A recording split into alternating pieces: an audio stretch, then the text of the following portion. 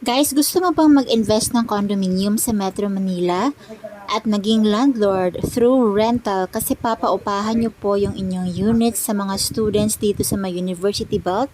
Vista Recto is napakagandang opportunity and condominium para po sa inyo because this is in front of FEU and walking distance to University of Santo Tomas and other schools dito po sa may Recto Avenue, and also malapit lamang ito sa may Quiapo.